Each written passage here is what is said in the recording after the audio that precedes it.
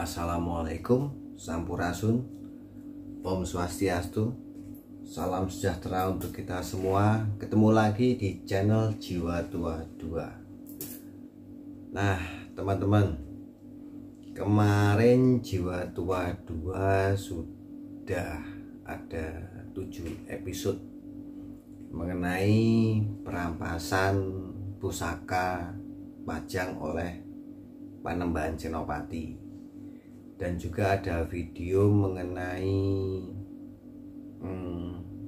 kematian Joko Tingkir dalam beberapa versi, termasuk versi dari Gus Dur juga yang disampaikan. Nah kali ini di episode ini adalah mungkin tidak ada atau tidak pernah disampaikan di beberapa literatur ya. Ini adalah pusaka Joko Tingkir tapi dari versi penerawangan. Nah apakah versi ini benar 100% atau tidak? Ya kita kembalikan lagi nanti ke masing-masing penonton. Bagaimana mengenai versi pusaka Joko Tingkir di episode terakhir ini dari perampasan pusaka? Simak setelah yang satu ini.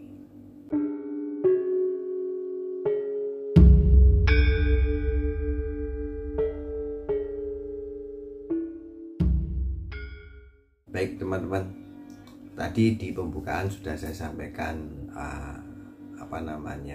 beberapa hal ya. Nanti untuk bagaimana perjalanan sampai di episode terakhir ini bisa dilihat di beberapa video di atas. Nah jadi gini, saya tertarik dengan Joko Tingkir dan Pajang ini sudah sangat-sangat lama. Itu sekitar mungkin tahun 2005 ya, 2014 sampai 2015 lah awal tertariknya. Nah suatu saat ada teman yang dia bisa bisa flashback ke belakang. Dia bercerita, ceritanya begini. Di suatu malam itu ada serombongan pasukan dengan satu panglima perangnya, diiringi prajurit sekitar 20 orang waktu itu. Kira-kira tengah malam rombongan itu berjalan ke arah timur.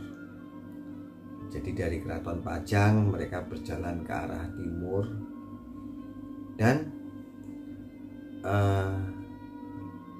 di samping panglima perang tadi itu dan 20 prajuritnya itu ada sosok wanita muda dan membawa secara semacam seperti bungkusan, seperti kotak atau apapun itu. Mereka berjalan ke arah timur terus sampai satu titik mereka tiba di daerah Wonogiri. Wonogiri ini adalah kabupaten kalau sekarang.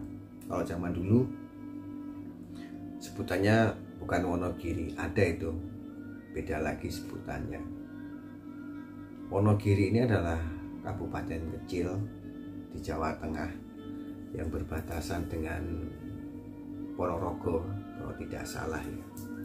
Di zaman perjuangan Pangeran Sambernyawa pun ini merupakan daerah markasnya beliau. Nah kembali ke pasukan yang tadi. Pasukan ini akhirnya tiba di satu tempat. Di tengah, pada saat itu di tengah hutan. Akhirnya panglima dan sosok wanita itu dan pasukannya membuka suatu desa. Di situ mereka berganti nama mereka lepaskan semua seragam, apa namanya ya, istilahnya seragam istana mereka menjadi rakyat jelata, menjadi petani. Mereka mulai membangun desa itu. Nah, sebenarnya apa yang menarik dari sini? Yang menarik dari sini adalah ternyata yang dibawa panglima perang tersebut dan seorang putri, saya bilang putri, itu adalah salah satu dari senjata Joko Tingkir. Jadi ada senjata yang diselamatkan karena waktu itu Joko Tingkir berpikiran ada beberapa pusaka yang tidak layak untuk dibawa oleh Mataram. Jadi disebarlah para panglima perang itu ke berbagai penjuru untuk menyelamatkan atau menyembunyikan sebenarnya pusaka-pusaka inti dari kerajaan Pajang. Nah, ini cerita memang kalau kita bicara ilmu penerawangan ya tidak 100% benar. Suatu saat saya pergi ke daerah petilasan Keraton Pajang yang ada di Surakarta. Itu petilasan Keraton Pajang itu konon adalah bekas dari keraton itu sendiri.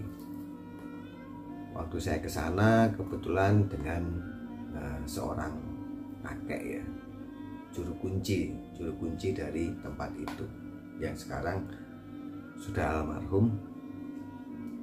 Saya ngobrol dengan beliau segala macam. Akhirnya pada satu titik saya bertanya,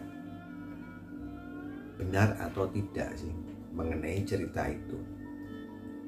Beliau tersenyum waktu itu, sang juru kunci itu tersenyum, dan dia cuma menjawabnya pada saat itu raja kan nggak cuma punya satu istri, Mas, dan pusakanya juga tidak sedikit. Nah, dari sini saya berusaha menyambungkan pasal-pasal ya, kalau saya bilang sih pasal, rangkaian cerita itu saya sambung. Secara tidak langsung saya menemukan jawaban bahwa apa yang diceritakan oleh teman saya itu dengan metodenya dia flashback ke masa lalu, setidaknya 80% itu benar apa yang diceritakan oleh teman saya. Dan akhirnya saya menemukan jawaban lagi setelah saya membahas perampasan pusaka. Saya bilang merampas ya, karena dari pusaka itu Panambah Jenopati berusaha mengambil. Dan juga dari kisah beberapa versi mengenai kematian Joko Tingkir alias Sultan Hadiwijoyo tersebut. Akhirnya saya menemukan satu cerita ya yang setidaknya mendukung dari cerita teman saya tahun 2014 itu adalah pada saat kekuasaan Pajang itu diserahkan kepada Aryo Pangiri. Pada saat itu ternyata Joko Tingkir belum meninggal. Tidak seperti kisah beberapa versi. Setelah Joko Tingkir meninggal, itu kekuasaan turun ke Aryo Pangiri dan Pangeran Benowo sama sekali tidak mendapatkan kekuasaan sebagai Sultan Pajang. Saya coba berpikir bahwa berarti pada saat Pajang kalah dan kekuasaannya itu pindah ke Aryo Pangiri, Joko Tingkir itu masih hidup. Beliau masih hidup karena dalam satu cerita terakhir kematian Joko Tingkir versi Gus Dur itu adalah beliau masih sempat menikahkan anak putrinya dengan seorang panembahan di Madura. Dan pada saat akan pulang ke Pajang, beliau tidak jadi pulang ke Pajang karena pada saat istirahat di Pringgoboyo beliau bermimpi ditemui oleh Sunan Prapen yang notabene adalah gurunya Joko Tingkir. Dan kemudian dia di situ membangun suatu pondok, mengajari mengaji, terus mengasingkan diri ke Sukowati, dan akhirnya beliau meninggal di Butuh Sragen. Jadi kalau disimpulkan adalah apa yang diceritakan teman saya itu setidaknya ada korelasinya dengan Joko Tingkir alias Sultan Hadiwijoyo yang masih hidup. Jadi kalau saya menyimpulkan, setelah kekuasaannya turun ke Aryo Pangiri, dia berusaha mengumpulkan pusaka mana yang nantinya bisa dibawa oleh Mataram, mana yang tidak bisa, dan yang tidak bisa dibawa, tidak boleh dibawa oleh Mataram, itu disebar ke berbagai penjuru untuk disembunyikan. Dan ada rumor teman-teman bahwa ada beberapa memang pusaka Pajang itu tidak berhasil dibawa oleh Mataram. Hingga saat ini juga masih ada isu di mana sebenarnya keris Nogososro dan Sabu Inten. Kerisnya bagaimana wujud kerisnya itu ada di background saya. Ini saya ngambil dari gambar ini buku dari Bapak S.H. Mintarja yang berjudul Nogososro Sabu Inten. Seperti belakang ini wujudnya keris Nogososro dan Sabu Inten. Nah, apakah kisah ini benar atau tidak?